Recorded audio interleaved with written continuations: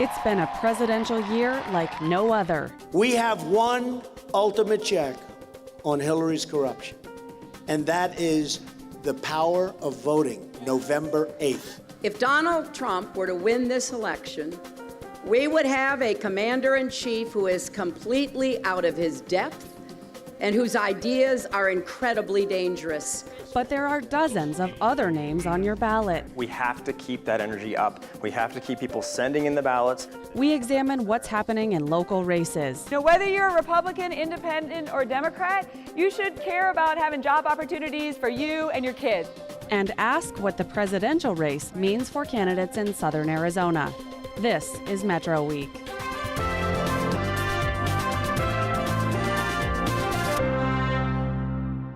Hello, and thanks for joining us. In these final days before the election, campaign efforts this week focused on getting registered voters to send in their early ballots or helping them find their polling place so they're ready to vote on Tuesday. Both parties hope for high turnout to boost their candidates. And we'll talk about how the local races are shaping up after a look at the week's stories from the AZPM newsroom. Democratic vice presidential candidate Tim Kaine was in Tucson this week for a Get Out the Vote rally at Sunnyside High School. He was the last of the major party candidates for president and vice president to visit the state this week. In the last week, Hillary Clinton, Donald Trump, and Republican vice presidential candidate Mike Pence all made stops in the Phoenix area. We'll hear more from the candidates in a few minutes. Early voting is coming to a close in Arizona. More than 1.5 million voters have cast ballots in advance of Election Day. 255,000 ballots have been cast in Pima County already. If you still have an early ballot, you can take it to any polling place on Tuesday. However, don't mail it in since it won't make it to election officials in time to be counted. The Arizona Air National Guard's 162nd Fighter Wing, based at Tucson International Airport, is getting a new commander. Andrew McDonald served with the wing for 16 years, beginning in the late 1990s. Sunday evening is the annual All Souls procession. This year, more than 100,000 people are expected to take part in the procession. The main event starts at 7 Sunday night and will proceed through downtown. The University of Arizona hit the goal in its $1.5 billion fundraising campaign this week, 2 years early. The campaign focused on student opportunities and faculty research. For more on all of the week's top stories, visit our website, that address news.azpm.org. With all eyes on the presidential race and with Donald Trump now leading Hillary Clinton in Arizona polls, it's easy to lose sight of the fact that voters will also decide more than a dozen important local races here in southern Arizona. We're devoting most of this half hour to those local candidates. But first, an extraordinary week with both major party presidential candidates and their running mates coming to Arizona to make one final push for this battleground state. This state is in play for the first time in years. Arizona has only voted for a Democrat for president once since 1948, and that was my husband in 1996. One of the many reasons Bill and I love Arizona. So for the first time, we have a real chance to turn this state blue again. And by the way, we're winning Arizona big. You've seen the recent polls. My contract with the American voter outlines a plan to repeal and replace Obamacare, and I'm asking for your vote so we can save health care for every family in Arizona. He came to Phoenix and reiterated his position about deporting 11 million people, I guess loading them into buses or on trains, including their 4 million children who were born in this country, because his top advisor on immigration is Sheriff Joe Arpaio. But don't worry, we're building the wall. Don't worry. How are those local candidates being touched by all the uncertainty about the presidential race? We'll ask a panel of local journalists who have been covering elections here for years. To begin, a look at the race in Arizona's 2nd congressional district. Republican incumbent Martha McSally challenged by Democrat Matt Hines. This district has been one of the closest elections in the country for several election cycles. The big question, will it be as close this year? And what impact will the presidential candidates have on the close congressional races? The race features Republican Martha McSally seeking her second term. Does this literally take an act of Congress? And if the answer is yes, then we're going to spring into action in order to make it happen. Congresswoman McSally is a retired Air Force colonel. She has focused on some core district issues in her nearly 2 years in office. She pushed the federal government not to retire the A-10 aircraft based at Davis-Monthan Air Force Base and advocated for Customs and Border Protection to fully staff the port of entry in Nogales, among other things. She wants Border Patrol agents to have more technology to help them do their jobs better. Democrat Matt Hines is running to unseat her. Have you voted? Yes. Thank you. Perfect. Great. Then we're done. We're done. Like, no, I'm just kidding. I'm just kidding. He is an internist at Tucson Medical Center and also a former state lawmaker. Dr. Hines says he has a record of working with Republicans during his time in the legislature. He wants to expand the Affordable Care Act and says Ms. McSally has taken votes that are inconsistent with Southern Arizona's values. He would support a pathway to citizenship as an element of immigration reform. Here with me are Dylan Smith of the Tucson Sentinel, Dan Shearer of the Green Valley News and Sahuarita Sun, Linda Valdez of the Arizona Republic, and Christopher Conover, my colleague here at Arizona Public Media. I'm so glad we're back with the roundtable this week. And Dan, I want to start with that race. How big of an impact does the presidential election have in Congressional District 2? Well, I think the Republicans had feared that the potential backlash with having Trump at the top of the ticket there, and I don't think we're seeing it in this race for a couple of reasons. First, Martha McSally has proven herself in Congress. She's been very responsive to the district, and there hasn't been any problems there. Second is, frankly, Matt Hines is a weak candidate. He had somewhat of a meltdown at a forum in Sierra Vista a couple of weeks ago, and again, you keep coming back to Martha McSally. She's done what the people have wanted, and she's a strong candidate. I don't think that we're going to see the presidential race really affecting that race. Dylan, why is McSally leading so far? Well, as Dan just said, Matt Hines has not been the best candidate by far. The national Democrats have not put in the sort of campaign resources that we've seen in the past several races in that district. So that's hampered his ability a little bit. You know, we've seen for several rounds it being such a close race, and this time I don't know if that's going to really happen. The Republican Party has given McSally some bills to run through Congress to attach her name to, so she can claim credit for them, and that's helped her quite a bit. Linda, what's your take on the impact of the presidential race here? Well, this is, as you pointed out, one of only 2 competitive congressional races in Arizona. But I agree with what's been said. I don't think it's going to be a terribly competitive race this time. What's going to impact it will be turnout, and that comes down to the presidential election and who is energized to turn out. If it energizes Trump supporters, that could help McSally. It could also hurt her because she hasn't been enthusiastic about Trump. If it energizes Latinos and Democrats, that could help Matt Hines, but I don't think it's going to help him enough.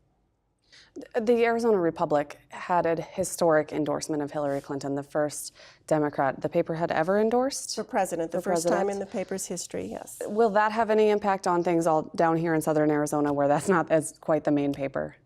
Well, we certainly hope so. We hope it has a huge impact. I don't know what kind of impact it's going to have, but I think the historic nature of the endorsement goes along with the historic nature of this race and the fact that the Republican candidate is so utterly unfit to hold presidential office. But that said, again, it comes down a lot to turnout, and again, the Republic endorsed Hillary Clinton enthusiastically, but also endorsed Republicans and Democrats in down-party races, and I think that's going to happen when people go to the polls. And it may actually help candidates, Republicans down-party, because the Republicans that decide they have to hold their nose and vote for Hillary may be less inclined to vote for anybody but Republicans down party from that, down ballot from that. That's a good point. Christopher? What's interesting is in this race, the 2nd Congressional District, Matt Hines kept trying to hang Donald Trump on Martha McSally, and he tried and tried and tried, and it just wasn't seeming to get any traction. Now, we'll have to wait to see once votes are counted to see if it really did anything, but it just never seemed to pick up. And she Martha McSally never endorsed Trump, never unendorsed him either, just stayed very quiet on the whole thing. So it really did not pull into this race, where in other races we've seen the presidential candidates actually as an issue within the race. This one, despite what the Democrats tried, it didn't seem to work. In Arizona's 1st congressional district, it's Republican Paul Babu versus Democrat Tom O'Halloran. Babu is leaving his post as Pinal County Sheriff at the end of the year. He hopes he'll head to Washington as the next representative of the largest district in Arizona. It stretches from Oro Valley to Utah, and election predictors say the district leans Democratic. That means it slightly favors former state lawmaker Tom O'Halloran. The seat is open because Democrat Ann Kirkpatrick is running for U.S. Senate against Republican incumbent John McCain. This is another of Arizona's close races to watch. And Linda, I just want to hear if you think it is as close as they say, or if those projections that say it's leaning Democratic are in fact accurate. Well, I have no way of knowing if they're accurate or not, but it seems that this is a good race for the Democrats to keep that seat. It is the other competitive district in Arizona. As you pointed out, Tom O'Halloran is ahead in polls. Even Babu's polls have him ahead. And he was a Republican and he was an independent, so he's got the bases pretty well covered. Now he's a pretty moderate Democrat. The seat is now held by a Democrat. And Paul Babu has quite a bit of baggage that he brings with him. His time at a troubled school in Massachusetts where they had some real discipline issues, his demagoguing on the border, trying to imitate Joe Arpaio to make himself famous, assorted other things that he has in his past. So I think this does look like a race that the Democrats could win. And this is a race that the Democrats have shifted to putting their resources into to basically keep this seat rather than putting resources into CD2. They want to hold on to this one, and that's where they've been putting all of their money. Absolutely, and the Republicans have not been putting any money into Babu, so that is also an indication that they don't think he's going to do very well. Yeah, a potential sign of what to expect on election night. And Christopher, that dips in, as we said, to the Oro Valley area in the Tucson metro area. So what impact does the race have for voters here? It has an impact because most of the folks who live up in Oro Valley and Marana, they think of themselves as part of the metro Tucson area, but they're represented by a different congressional district and one that really concentrates up north. We don't see the candidates down here very much. Mr. O'Halloran, Sheriff Babu, they both came down, certainly, but most of their time was spent further north, and because it goes up through Flagstaff and up through the Navajo Reservation. So we don't see them a lot here. And I know when I get out and talk to people in that part of the district, the southern part of the district, our viewing area, they feel a little left out sometimes. But at the same time, they've got to get out there and vote for it. All right. The other congressional district in Tucson is District 3, and their incumbent Democrat Raul Grijalva is officially unchallenged. He has several write-in candidates running against him, but no other name appears on the ballot. Dylan, I'm going to you on this one. Why is he unopposed this year? Really, the Republicans have, in the past, run not very good candidates against Grijalva, and I think some of those folks are just really tired of even making the token effort.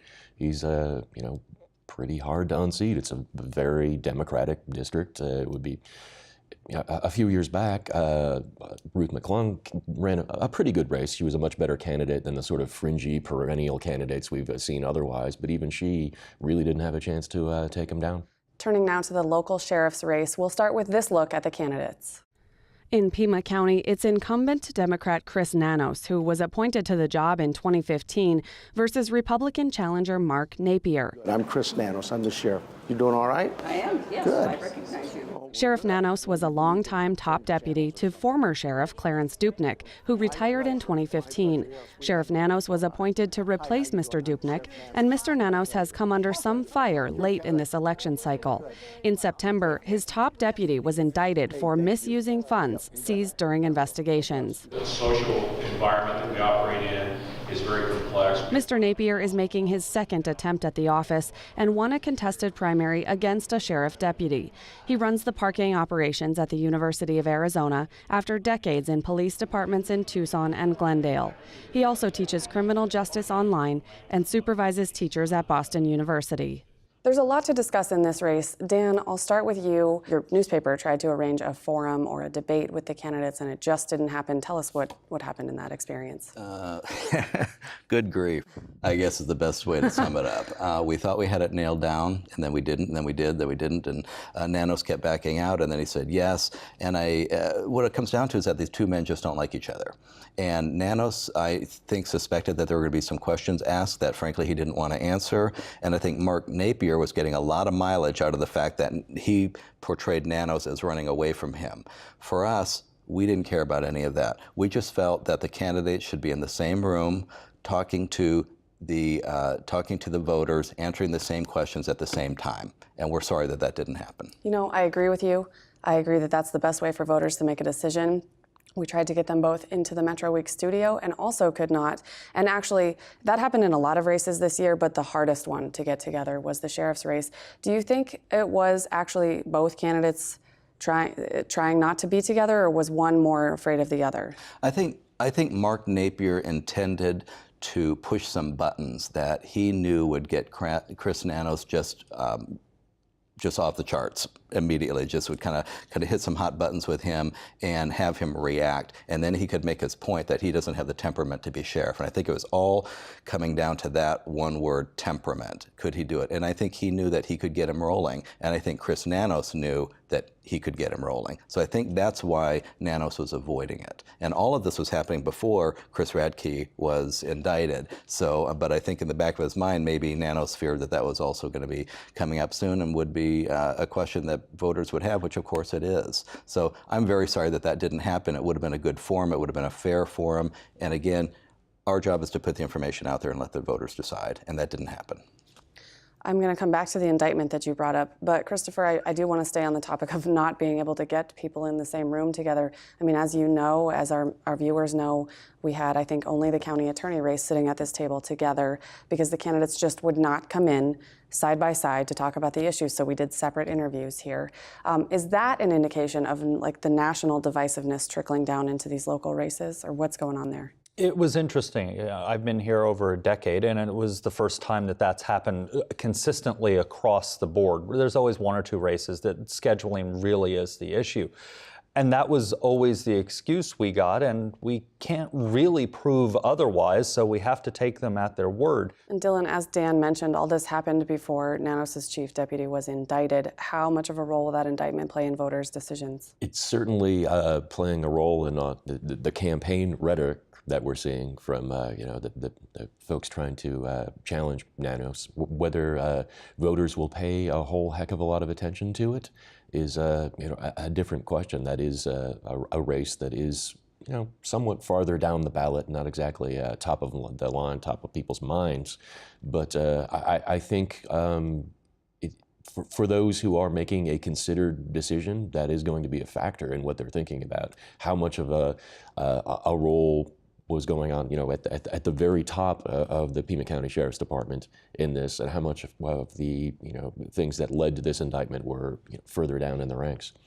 And Linda, you've been covering the sheriff's race, or the sheriff, Arpaio, 2 counties to our north for years, and he's also facing a re-election campaign and has charges of criminal contempt of court, which begs a lot of questions about how that race is going. But ultimately, I just want to ask you, why are sheriffs elected in the first place? Well, I think that's a terrific question. The answer is because the Constitution sets forth that that's one of the county offices that are elected offices. And that might have made sense at some point in time, but what's happened is you get politicians and showmen like Arpaio rather than professionals. And it really is, it's interesting to see what's happening in Pima County, because the sheriff down here for so many years was a stable force, and now you've got the potential for something like what's been going on in Maricopa County to happen down here.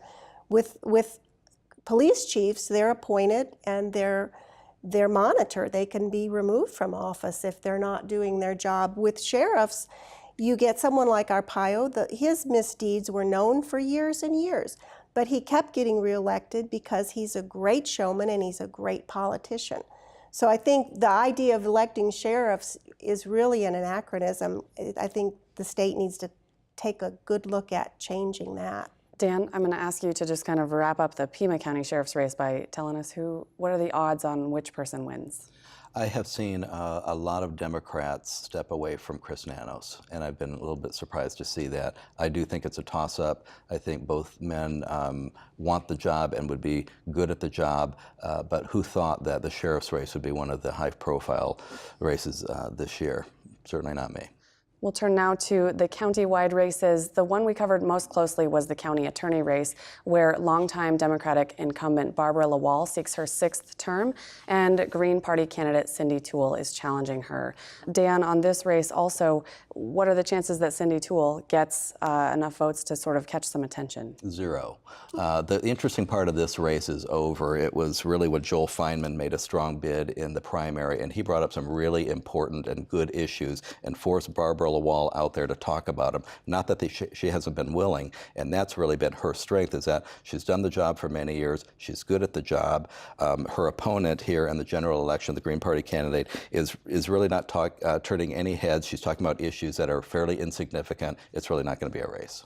All right, and Dylan, turning to the Board of Supervisors races, I'm going to start with you on District 1. Actually, first, I just want to state that we have 4 races, not 5, because Ramon Valadez, the Democratic incumbent in District 2, has no opposition. None at all. None at all. He's on the ballot alone.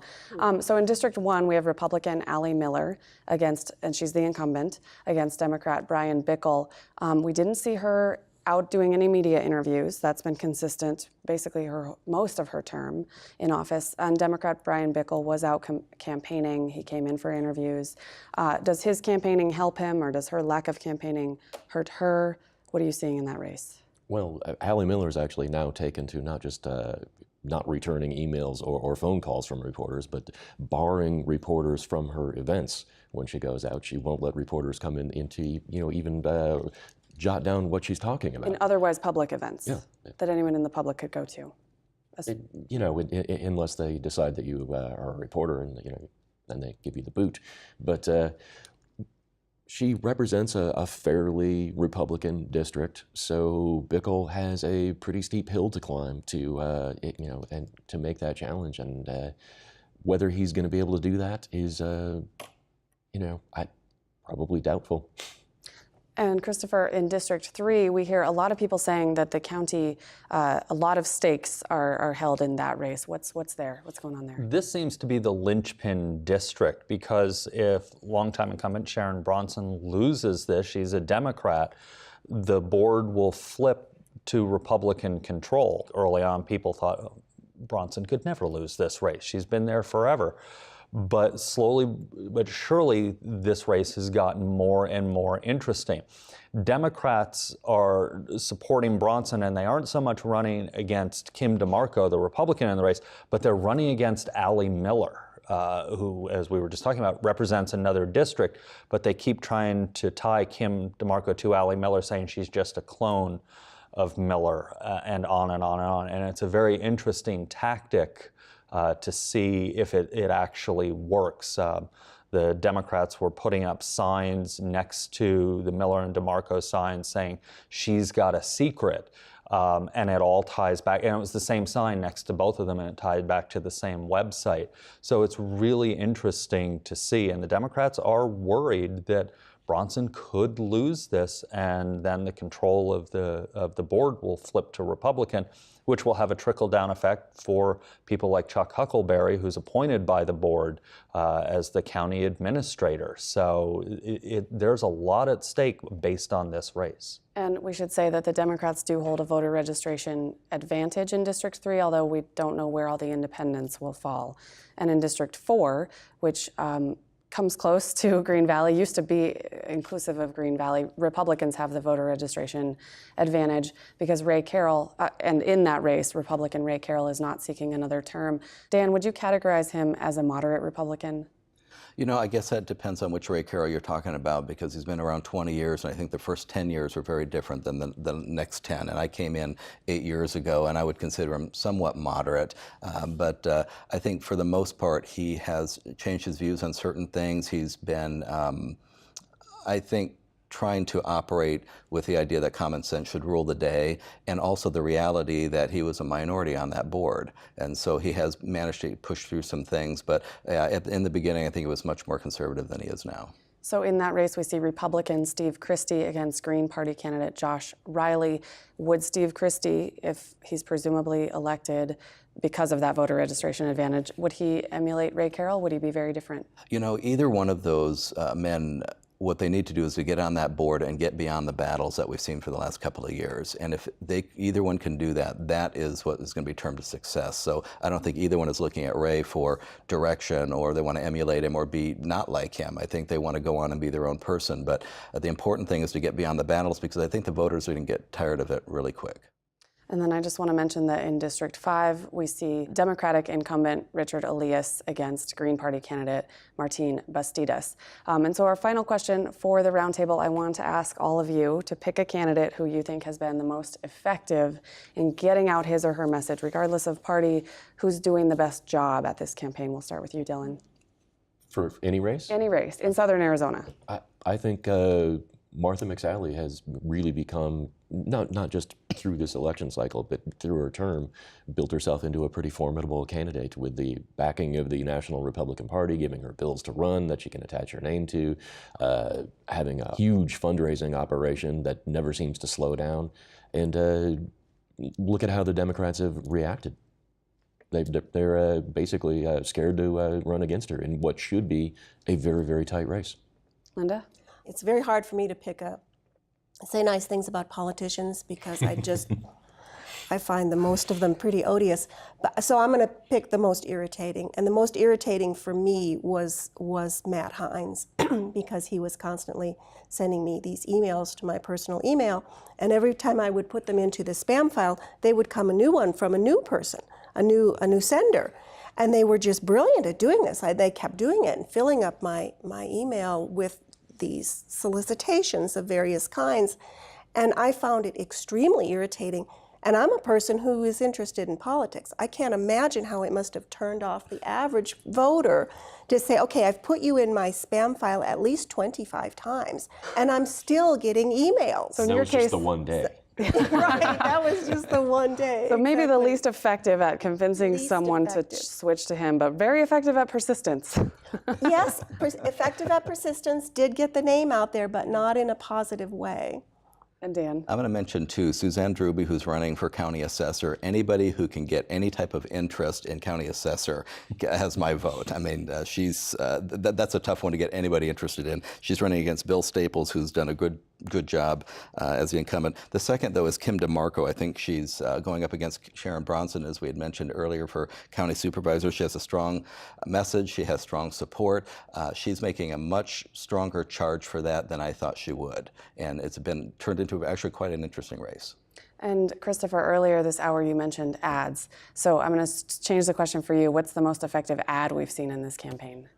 I'm not going to go with effective ad. I'm going to go with the one that I'm hearing talked about most, and it's actually kind of circling all the way back to Dylan. It's the new Martha McSally ad with her dog Boomer. Those of us who cover McSally have heard plenty about Boomer over the years. Boo Boo, come on. As for the folks in D.C., and he's now been introduced to the public, and in talking to friends of mine who are not reporters or that involved, everybody's talking about that ad. What I find interesting is they're all talking about Boomer. They're not really even sure whether McSally says anything in the ad. Everybody just locks in on Boomer, who's a very telegenic and friendly dog. So I think that may be the most effective ad. It's got people talking right now and talking in a positive way. We've seen so much negative ads. And Matt Hines has a dog, but has not put his dog in his ads, correct? I've met Matt's dog in the campaign headquarters as I've covered this race, and to my knowledge, I have not seen the dog, which is a great dog, by the way, in any of the Hines ads. Okay, so just to be clear, we're not disparaging any dogs today. No dogs were disparaged in the making of this roundtable. That's it for us this week. Make sure you find your polling place before Tuesday. There's a link on our website. There are also stories about a lot of the candidates, along with information about the 2 statewide ballot measures on our website. So check it out if you're still thinking about some of your votes. On Tuesday, we'll have live coverage from NPR with local updates live from the NPR 89.1 news team. Here on PBS, you'll see special PBS NewsHour coverage with local updates as well. We hope to see you Tuesday. Thanks for watching.